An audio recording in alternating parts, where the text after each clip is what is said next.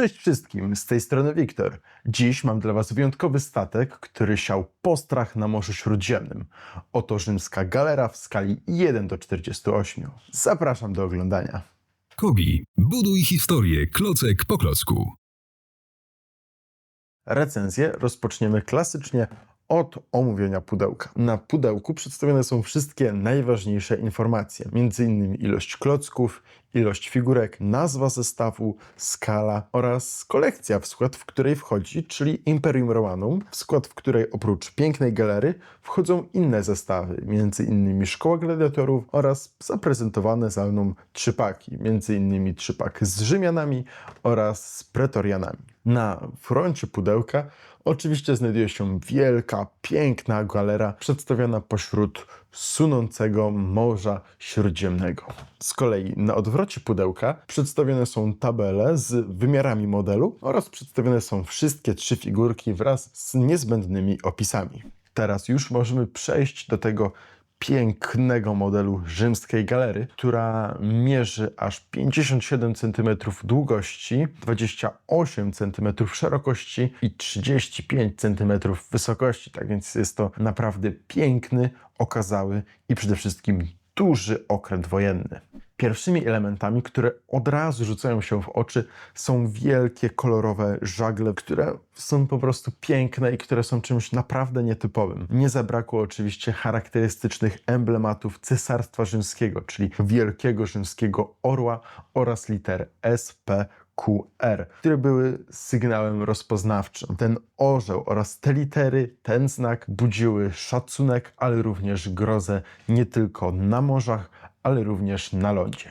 Kolejnym elementem, który jest niezbędny przy tych żaglach, jest olinowanie. Jest tego naprawdę bardzo dużo i jest to naprawdę ciekawy element, który jest czymś zupełnie nowym, kiedy mówimy o klockowym modelu, bo oprócz klasycznych klocków mamy tutaj właśnie elementy modelarstwa, te liny, te żagle. Jest to naprawdę ciekawe połączenie, które sprawia, że ten model wskakuje po prostu na wyższy level, jeżeli mówimy o modelarstwie klockowym. Teraz możemy już śmiało przejść do niektórych elementów charakterystycznych naszego rzymskiego okrętu wojennego. No, wybaczcie za mój ton, ale naprawdę model swoje waży, jest naprawdę duży, dlatego myślę, że jest to naprawdę ciekawy egzemplarz dla wszystkich fanów. Ale wracając, charakterystycznym elementem jest ten dziób. Dziób, który również może służyć za młot, bo właśnie takie było jego przeznaczenie. Okręt wojenny nie miał w tamtych czasach armat, nie miał też jakichś wielkich wyrzutni kamieni, które mogły miotać na jakąś odległość. Nie. Głównym uzbrojeniem tego elementu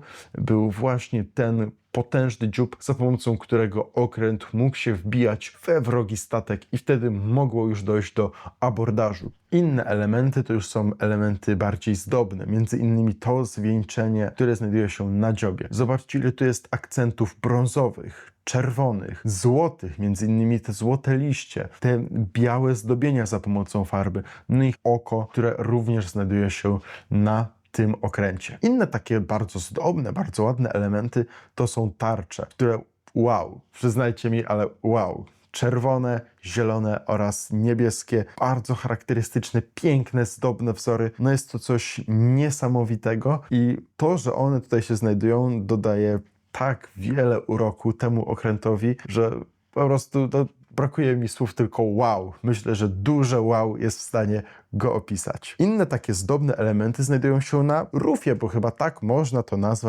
nazwać tył tego okrętu. Tutaj również znajdują się złote liście, no ale również znajduje się, można powiedzieć, że kajuta, miejsce dla załogi. No tak jak już wspomniałem, jest wielki sztandar, również jest tutaj orzeł, są litery SPQR, no i u góry jest wielki rzymski orzeł. No, pamiętajmy, że sztandar nie tylko wtedy, w czasach rzymskich, ale również dzisiaj sztandar jest bardzo ważny, no i pilnuje się, by sztandar nie wpadł w ręce wroga podczas walki, ale również by był wystarczająco godnie i reprezentacyjnie umiejscowiony i wyeksponowany, by napawał żołnierzy, no a w tym przypadku wojów do walki.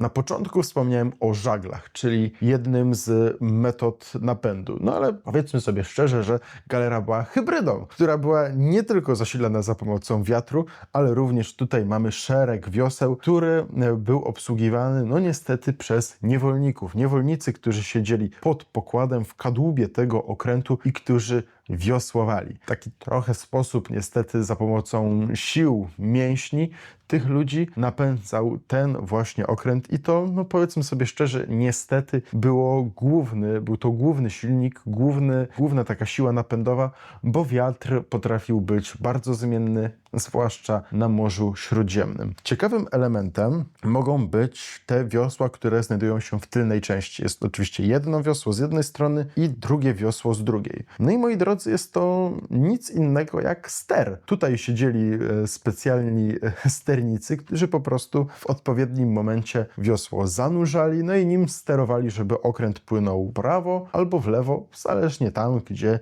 cesarz, tudzież odpowiednik kapitana tego okrętu zechciał, by nasz okręt płynął. Tym sposobem możemy płynnie przejść do dołączonych do zestawu figurek. Jedną z nich, którą można wyeksponować na, uwaga, to była kamiennej wieżyczce, jest cesarz. Cesarz Marek Aureliusz, który jest ubrany tak, jak na cesarza przystało. Złota zbroja, czerwona peleryna, inne białe oraz złote akcenty. No to jest właśnie Rzym, to jest właśnie potęga Cesarstwa Rzymskiego. No i sam cesarz Marek Aureliusz w gęstej, siwej brodzie, no i z długimi, siwymi włosami. Kolejne figurki przedstawiają m.in. rzymskiego centuriona w charakterystycznym hełmie z takim czerwonym pióropuszem. On również ma czerwoną pelerynę, charakterystyczną zbroję, no a w dłoni trzyma kultowy wręcz rzymski miecz, czyli gladius. Ostatnia z figurek przedstawia rzymskiego senatora, który jest odziany w białe szaty z tymi czerwonymi akcentami. Nadruki są zarówno z przodu, jak i z tyłu, tak więc wygląda to naprawdę fenomenalnie. No i nasz senator również jest już w nieco podeszłym wieku, bo ma siwą brodę, no i siwe włosy.